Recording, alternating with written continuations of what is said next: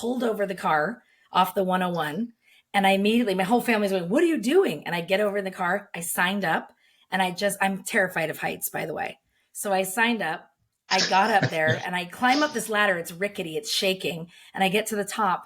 And I remember the coach up there saying he was one of the acrobats. They were the most amazing coaches that I've ever witnessed. And they said, if you step to the edge, you'll do it and you'll make it happen. And we're here every step of the way. You're harnessed in, you've got someone holding you. Everything is safe. You have a net underneath you, right? You're not going to fall. But if you don't step to the edge, everyone goes back down the ladder. They're too scared.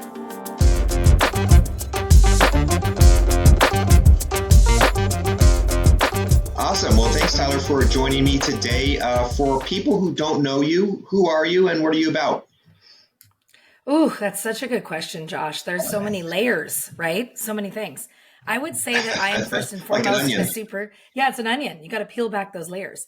I think I'm first and foremost a super connector. That's just kind of what I'm known for. You know, people ask, what are you known for? I would say that, but it's also what I'm about. So it's who I am and what I do. And I think that that's an important thing to put together. I get to marry those two and actually run a business out of that and build a community out of that, which is very special, very unique. And I'm grateful for it. So connector, I would say community builder and an empowerment strategist. Those are sort of the things that I really love to do. And especially with women, that's just something that is on my heart. Hello, I am one. I'm a mother of daughters. So it's really, really important to me. And my background and everything I've done since my days at Cal Poly was really working with women and seeing what women can do when they are confident, they are in their light, and they are really, really empowered to go out and make those choices for themselves and trust themselves. It's pretty amazing. So I'm kind of here for that. I'm here for everybody, but the ladies are kind of number one in my world right now. Well, that's awesome. You know, I think that when men are empowered, they help women. And when women are empowered, they help men. So it's a full, Agreed. Men, children, boys, girls, everybody, is involved. Children as we're growing up, next generation. So I think when women are empowered, boy, the whole world is a whole lot better for it, I think. Well, how are you doing that? So I know you have women making waves. Could you expand upon that and tell me how you are connecting people? How are you empowering women? How are you creating leaders? How are you creating community? Expand upon what you've got going on there. Yeah, well, Women Making Waves, born in COVID, and really important also to share because that was the big aha moment, right? That forced pause allowed me in that stillness to really see and look around and slow down and really see who was in my community that I needed to connect to and find those resources that we could all work on together. And what I saw was that massive exit of women in the workforce, a lot of women making really tough decisions about family versus work, remote versus in person, all the things that everybody was doing. But I saw it really shift big time for women being really distraught and distressed. And I thought, we need to get everyone together to get out of our comfort zones a little bit, get shooken up as we were starting to approach back re-entry into society, as I like to say. We were there for women to help them heal, to help them work with different modalities like energy work and yoga and all kinds of practices that allowed them to get present and get quiet and still and connect to themselves. And that way, like you said just now, everyone's empowered. We're all working together. It's so great. So when women are doing that, then they're able to be better moms, better partners, better community leaders, better CEOs, better everything. They can build a business. They can do all these things. So that's really what Women Making Waves is here for. We help women beta test their ideas through incubators and small workshops.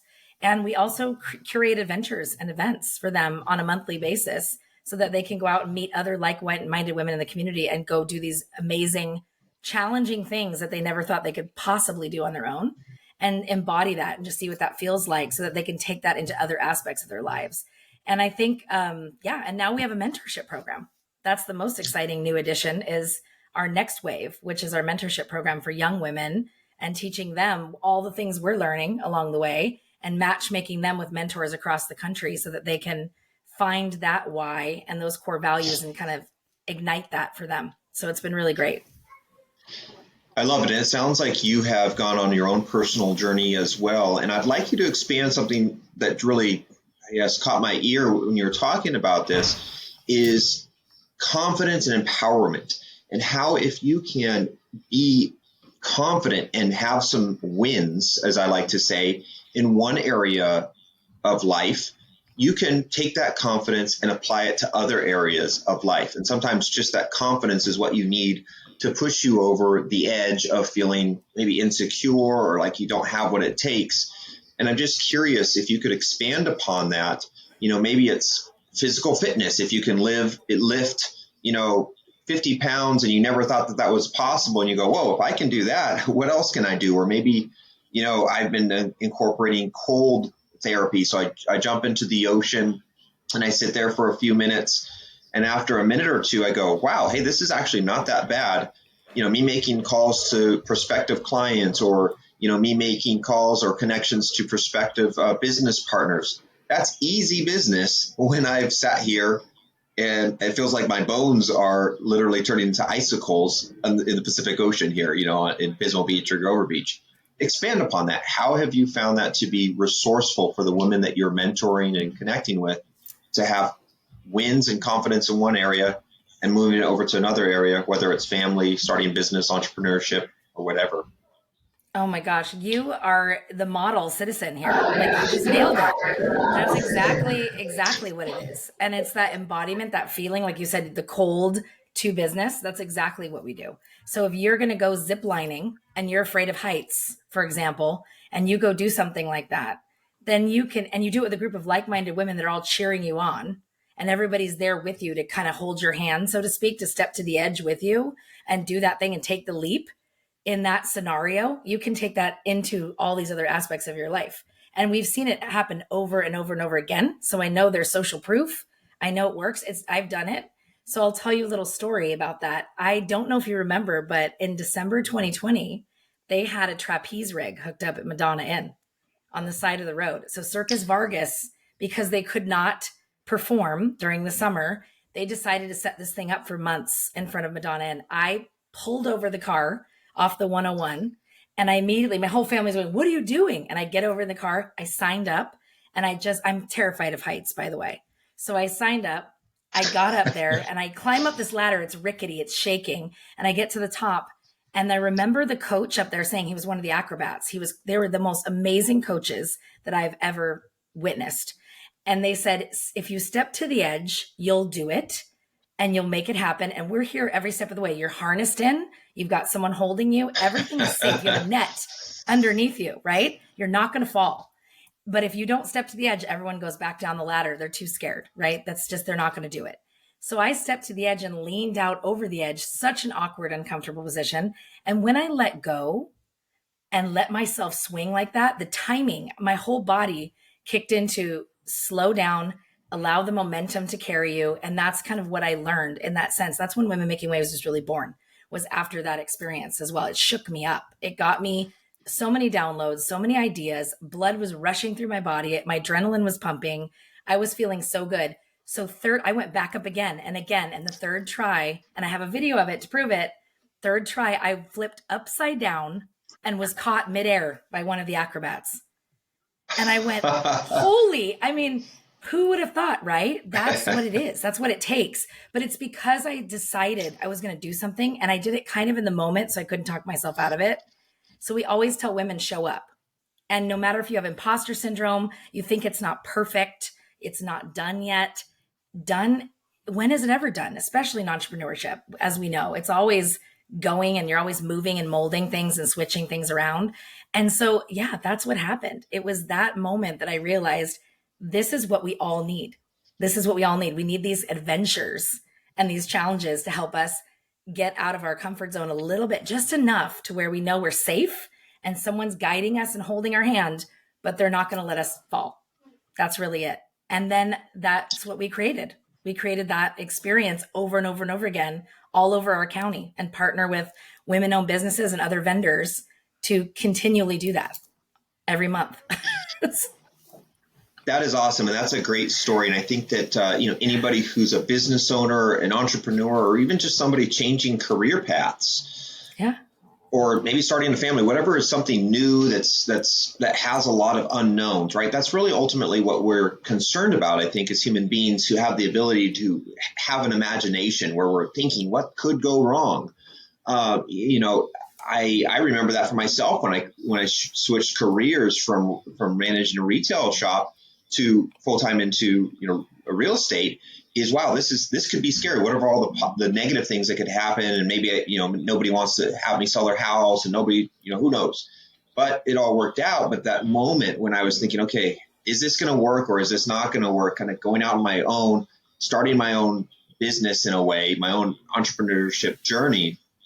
There's a lot of unknowns, and I think imagination is great when you can imagine and positively and reinforce a positive outcome, because you can help shape your reality and shape your interactions by exploring the positive imagination outcomes, or you can make something negative by imagining all the negative outcomes, especially here. And this is something I'm so passionate about, and I think you share my passion. Entrepreneurship, starting your own business, is one of, I think, the key tenets to a strong and robust citizenry or society. And while I really admire and I appreciate corporate, multinational, and multi-state companies, and we need those for sure, I think the small business and the entrepreneur who's stepping out in faith in a way to start their own business, start their own passion, whether it's a bakery, it's, who knows, a bakery, a coffee shop, maybe it's your own financial advisory firm, maybe it's your own insurance, whatever it is. You're starting out, you're doing something, and you're creating an experience for your customers that's unique to you and has your own kind of unique thumbprint on it. You need, especially here in this smaller community, you need that community and the members of the community to come together and help support you through that first year or two, where it can be a little tough. People haven't heard about you, and you're still getting your feet underneath you. So I really appreciate how you've done that to help people jumpstart their businesses or journeys in that direction. As we talk about that community, the power of community and the power of coming together, and not only the individual going out to do that exciting thing like jumping off the trapeze, you also mentioned the community right there supporting. Mm-hmm. I know the reason we're connecting is because you were a speaker for the San Luis Obispo Professional Business Networking Group that I run. We've got about 1,500 members there through LinkedIn, Facebook, and meetup.com. And I really appreciate you coming and speaking and sharing some of your insights and your perspectives with creating powerful connections and being thoughtful and being intentional about those, right? And so many of us know the idea that your net worth is your net worth, right? But how do you, if you could expand for people who weren't there at that event, and it was a great event, and for everybody who was there, we really appreciated seeing you and glad you were there. For people who didn't have the privilege of making it, give me some bullet points. How do we create powerful connections? How do we create purposeful networks? And how do we create that kind of sense of community? And how can we make that happen? I love that. Yes. And that event, and thank you, Josh, for doing this and for allowing us to have this space, because I think it's important. This is what I was going to say is I share. And as a small business owner, not only in this community, but beyond, I'm finding all the places where we can't be the best kept secret anymore. If we have something really valuable and powerful to offer, we've got to share it. And that's in the form of storytelling. It's things like this. It's interviews and talks and getting out there. We can't be hiding behind our desk or in our office or at home. And then nobody knows we exist and what we're really up to. And our why is the key, right? It's that passion that it ignites us and drives us forward. So I really love that you're highlighting the small business owner, the entrepreneur, the risk taker, the I guess the voyager, so to speak, because we are the backbone of the economy in so many ways. And we can do things that I remember someone asking me, why did you become an entrepreneur? And some people say freedom of time, I can call my own shots, all those things, right? But at the same time, for me, I said, well, I just knew I didn't fit in corporate America. Like I just knew it right away. I tried my hand at it, didn't work. But I also, one of the things I love about being an entrepreneur is this fact of these connections, what we're talking about, the relationships that we have, and that I can get things done quicker because I make decisions every day that impact other people's lives. I get to make the impact I want to make on my own terms, and I get to decide. I get to think about things, dream them up, create them, take inspired action toward them, and I get to make them happen and see them actually come to fruition. Going back to your thing about relationships, that's what I'm talking about is intention. What's your intention? That's what we really talked about and honed in on at that talk that we had at your group was what's your intention behind it? And what I really shared and was important is we've got to know we have to move from transactional to relational. It's not, everyone's not a transaction. Everyone can't be treated as such. And I think people feel that energetically, but they also feel that in the way you speak, your mannerisms, what you're asking for. How are you offering something to them? Are you being of service and of value to them as well? Are you giving something before you ask for something? Is there reciprocation? I mean, those are the kind of things that we talked about, is that mindset and the being mindful while you're having those, building those relationships. And then the big thing was you don't get them automatically. Their work, like you were saying, I don't get to just have this thing. I'm working at it, right? Every day. And so practicing having those conversations, practicing keeping up with people, engaging, not just saying a set it and forget it. That was my main thing that I shared was you cannot set it and forget it. You can't just say, oh, I reached out and that's it. And I have my funnel and I reached out 3 times within the last 3 months this quarter. It really isn't a formula. Those relationships, we're dealing with people, we're human beings. So we want to feel seen. We want to be invited to things. We want to be part of something. We want to belong. Those are things to kind of remember and keep in mind when we're building those relationships with people in business. That's the big thing, right? Know, like, and trust. How are they going to know you? You get them, you work on the like part by developing the relationship and the trust. The trust is then solidified. And then those people will champion for you. They'll refer you other business. They might share something with a friend. They might just show up for you in a time of need that you need. Also, I've had that as well. Learning how to receive is a whole other thing that we could have a whole topic on this talk. But those are the things I was saying. It does take effort, but it's your return on effort is so much more rewarding when you make the time to set those intentions and you do that on a regular basis. Yeah, and I think that you touched on this as well when you were giving your talk. In when you're talking about that return on what was it? Return on engagement? Is that right? Return on effort. ROE. Return on effort. Yeah, you're right. So return on effort. So you can only, one of the things that I think is important to understand is that in this world, in modern world with likes and followers and this and that, the kind of engagement that people might think is good on, say, social media, which I think is, we'll put this up on a social media platform like YouTube. So I guess that's a certain extent. But, these other more social, Facebook or, Instagram, you've got all these followers and likes, but it's not true, real engagement. If you're a business and you're on Facebook, you're on Instagram, you might have some engagement. But if you're really creating those real relationships, that real community, it's almost better, would you agree, to have maybe less, but dig those roots a little bit deeper in, and instead of, connecting up with somebody who maybe you want to create a partnership with, instead of it's, once a year, make it once a quarter and really take the time to make those connections. And I think that sometimes, I know for myself that I miss out on, is just having that consistent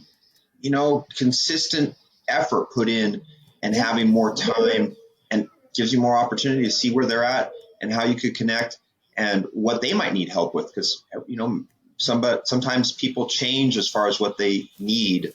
And if you're there interacting more often, you can learn more about that. Yeah, I think I do have another story about that that's really important is during the lockdown, I had someone reach out to me. We all know about LinkedIn, right? And I think the social media is very important to use as a tool. They're tools that we need to communicate effectively. We're able to share things on a massive scale. We're able to go and connect globally, which is something I did and I really value during that time we were all shut down, was being able to connect in global communities and meet really amazing people in other countries and other cities that I probably wouldn't have otherwise. So I think that part is really important.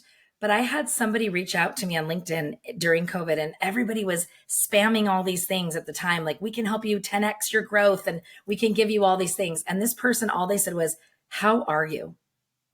Those 3 words, that question really sparked something in me. I was not well.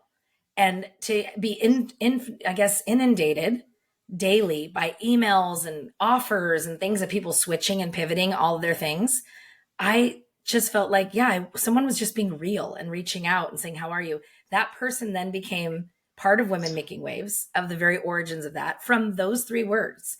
And we started talking, had Zoom calls, and then just developed something together. We now still, to this day, she's in Cambodia, but we still talk.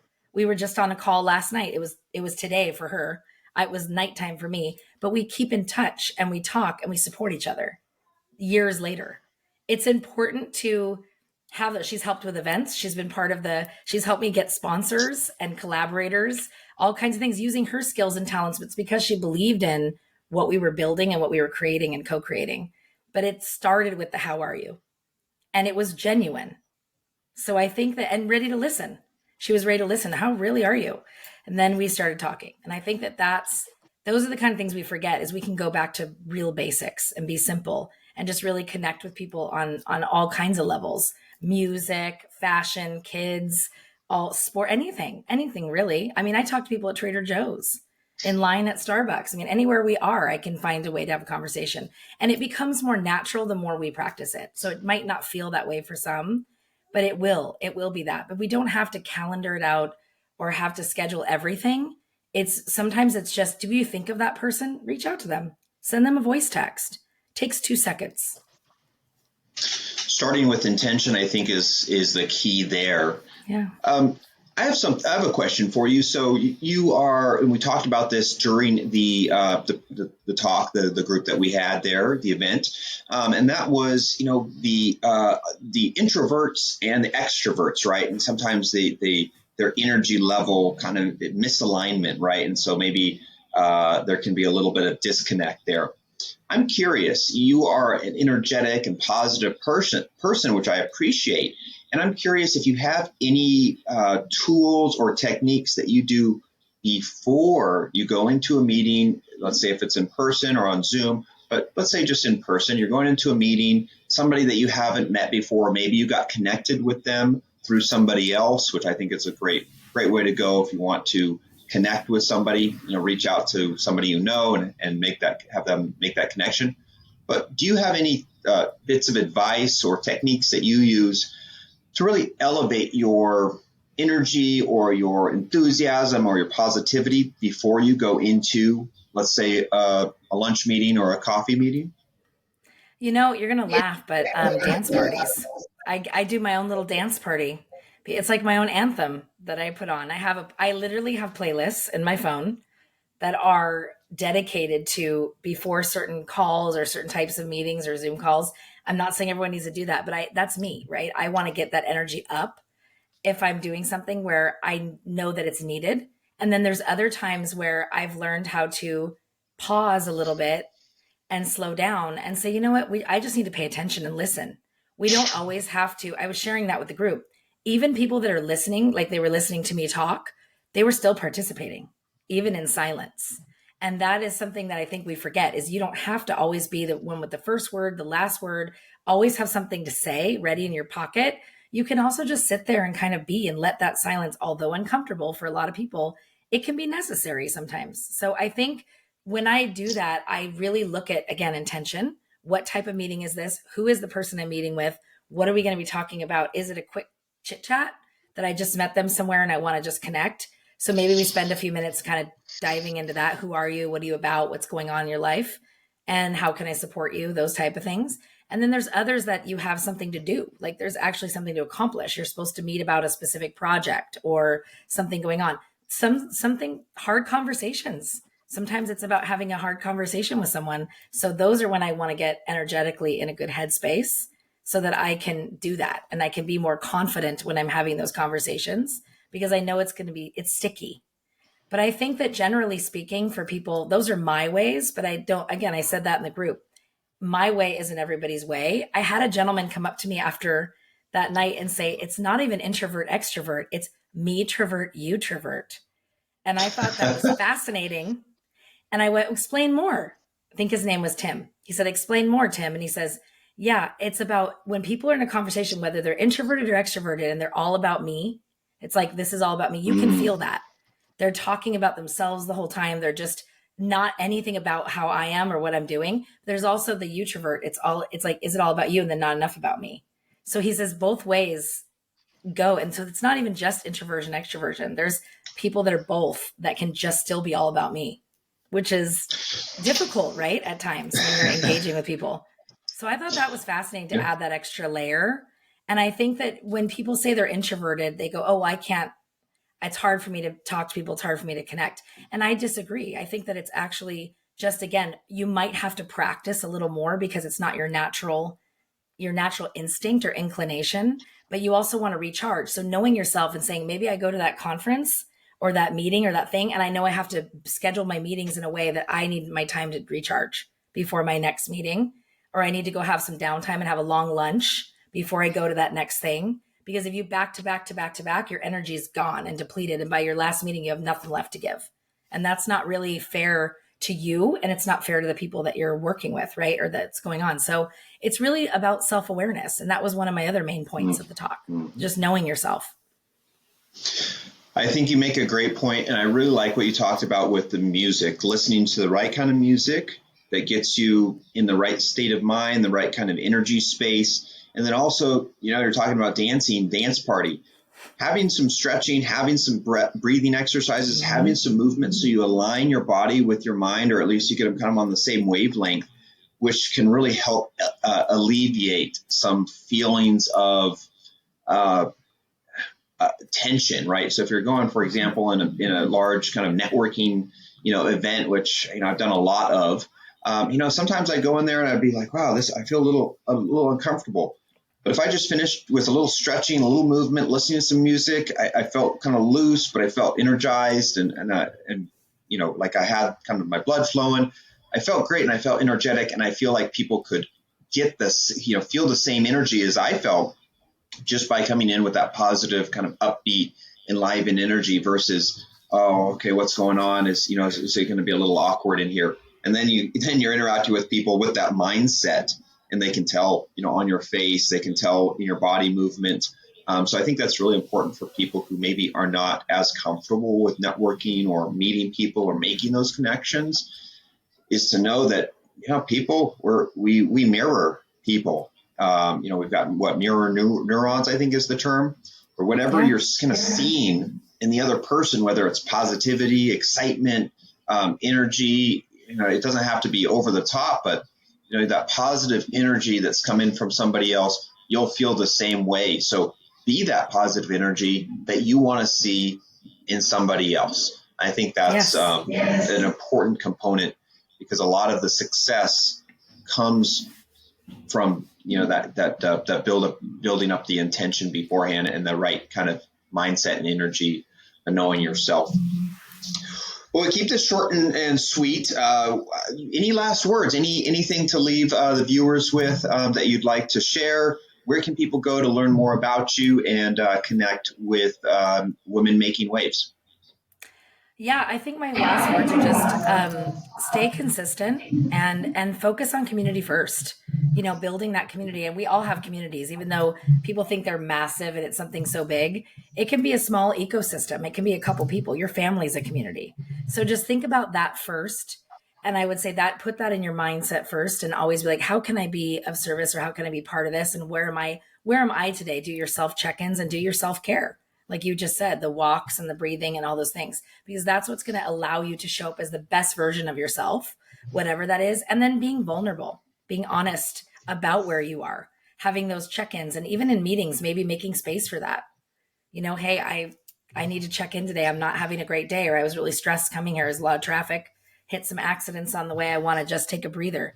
Letting people know that is really helpful. So I will leave with that. But I also want to say, giving yourself permission to kind of step to the edge and take those leaps is the most important thing.